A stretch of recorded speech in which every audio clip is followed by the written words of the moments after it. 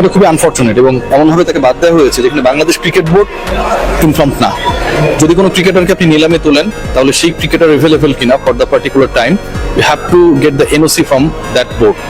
কিন্তু সেই বোর্ডের কাছ থেকে এনওসি নেওয়া, রিকোয়েস্ট করা বিসিসিআই যখন বিসিবি ওই ক্রিকেটারকে বাদ দিয়ে দিল তখন বিসিবিকে কিছু জানালো না। So it's very much unfortunate এবং আমার কাছে মনে হয় একজন ক্রিকেটারের নিরাপত্তা নিয়ে যদি ভারতীয় ক্রিকেট বোর্ড বা ভারতীয় নিরাপত্তা সংস্থাগুলো এত সমস্যা হয়, বাংলাদেশের হোল টিম 15 মেম্বার্স স্কোয়াড যারা বিশ্বকাপ খেলতে যাবে ফেব্রুয়ারিতে তাদের নিরাপত্তাও ভাই আমাদেরকে দেখতে হবে এবং এটা এভাবে চলতে থাকলে বাংলাদেশ ক্রিকেট বোর্ডের স্ট্যান্স নিতে হবে definitely Bangladesh cricket board will boycott the world cup in India. যেহেতু পাকিস্তান তাদের ম্যাচগুলো শ্রীলঙ্কাতে খেলবে, Bangladesh should play there matches in Sri Lanka. শুধুমাত্র তো হচ্ছে খেলোয়াড়ের 15 জনের নিরাপত্তার ব্যাপারটাই আসে না, এখানে অনেক জার্নালিস্টরা যাবে। আপনি 15 জনকে চাইলে একটা বলাও দিতে পারে হয়তো অনেক, বাট এই জার্নালিস্টদের নিরাপত্তা কিংবা বাংলাদেশি ফ্যানদের নিরাপত্তা এগুলো কি ভাববে কিনা বিসিবি?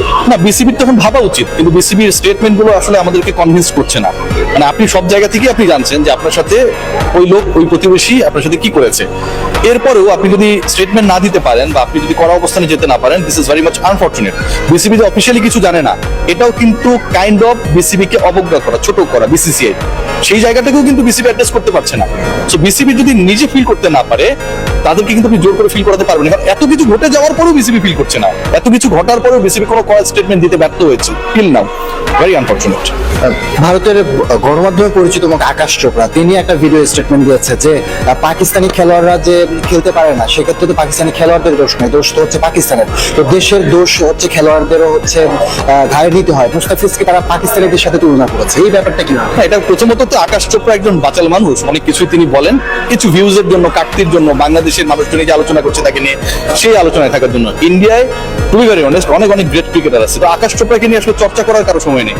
আকাশ চোপড়া এই আলতু ফালতু কথাগুলো বলে বাংলাদেশ, পাকিস্তান এখানকার যে ভিউয়ারশিপ তাদেরকে অ্যাট্রাক্ট করেন।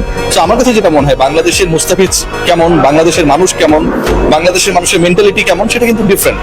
এই যে কদিন আগে বেগম খালেদা জিয়া মারা গেছে, তাদের পররাষ্ট্রমন্ত্রী জয়শঙ্কর কিন্তু এখান থেকে ঘুরে গেছে, কিন্তু ঘুরে যাওয়ার পরে তারা যে অ্যাকশনটা নিল এটা কিন্তু খুবই আনফর্চুনেট, কোনোভাবে এটা অ্যাকসেপ্টেবল ছিল না। মুস্তাফিজুর রহমান বাংলাদেশে খেলছেন, বাংলাদেশের ফেমাস ক্রিকেটার, পাশাপাশি IL T20-তে তিনি দুর্দান্ত খেলেছেন। IPL-এ যদি তিনি নাও খেলে নিজের তার তো আসলে মূল্য কমার কোনো সুযোগ নেই, কিন্তু তিনি না খেললে বাংলাদেশে আসলে IPL এর মানটা নিচে নামবে না। বাংলাদেশের মানুষ কিন্তু IPL-টাতে তখনই ইনভলভ থাকে যখন বাংলাদেশের কোনো ক্রিকেটার রিপ্রেজেন্ট করে কোনো একটা দলকে, রাইট?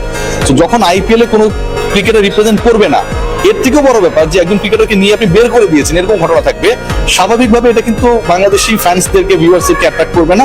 দেখার বিষয় যে বাংলাদেশে IPL দেখানোর ব্যাপারে যেহেতু এত বড় একটা সিদ্ধান্ত নেওয়া হয়েছে, ওই টুর্নামেন্টে বাংলাদেশি ক্রিকেটারকে নিয়েছে, বের করে দিয়েছে, সরকার কোনো স্ট্যান্স নেয় কিনা এটাও কিন্তু দেখার বিষয়। সামনে আসলে PSL, IPL আর PSL একই সাথে চলবে। মুস্তাফিজুর রহমানকে কি আসলে PSL এ এখন দরকার সম্ভাবনা? না, মুস্তাফিজুর রহমান IPL ওয়ার্ল্ডের টপ লিগ, সেখানটায় যদি আপনি প্রায় 10 কোটি রুপিতে বিক্রি হন, PSL বা অন্য ফ্র্যাঞ্চাইজি লিগগুলো তো আপনার ডিমান্ড থাকবে, এটা আসলে বলার অপেক্ষা থাকে না। বাট আমার কাছে যেটা মনে হয়েছে যে আপনি কত টাকায় বিক্রি হলেন, কোন দলে খেললেন, সেটার থেকে বড় ব্যাপার আপনি একজন মেহমানকে ডেকেছেন, এনেছেন, বসতে দিয়েছেন, তারপর বলেছেন যে আপনি এখন উঠে চলে যান। এটা খুব ডিসগ্রেসফুল, এটা আমাদের ডিগনিটিতে লাগে, এই কাজটা খারাপ করেছে। একটা খেলোয়াড়কে আসলে নিরাপত্তা সিউরিটি দিতে পারেনি, সেটা ইস্যু করে খেলোয়াড়কে বাদ দেওয়া হলো।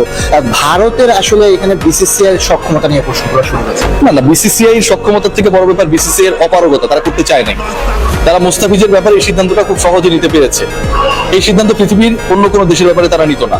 So this is very much unfortunate আমার কাছে মনে হয়, এবং এই সিদ্ধান্তটা নেয়ার ক্ষেত্রে BCCI এর জন্য খুব ইজিয়ার হয়েছে যখন দেখেছে যে সে কোন বোর্ডের। কোনো সাউথ আফ্রিকান ক্রিকেটারের ক্ষেত্রে সেটা করতে পারতো না, ইংলিশ ক্রিকেটারের ক্ষেত্রে করতে পারতো না। যখন দেখেছে সে বাংলাদেশ ক্রিকেট বোর্ডের আওতাধীন একজন ক্রিকেটার, তখন তাদের জন্য সিদ্ধান্ত মেক করাটা খুব সহজ হয়ে গেছে। লাস্ট প্রশ্ন, নেক্সট টাইম থেকে কি IPL এর নাম দেওয়ার জন্য, নিলামে নাম উঠানোর জন্য বাংলাদেশের ক্রিকেটাররা দুবার ভাববে? বাংলাদেশের ক্রিকেটার না, এটা BCBকে ডিসিশন নেওয়া উচিত ডেফিনেটলি। বাংলাদেশের ক্রিকেটাররা সকল ফ্র্যাঞ্চাইজি লিগে খেলবে এক্সেপ্ট IPL, কারণ এই অপমানটা শুধু ক্রিকেটারকে না, ক্রিকেট বোর্ডকে না, পুরো দেশের মানুষকে। Thank you.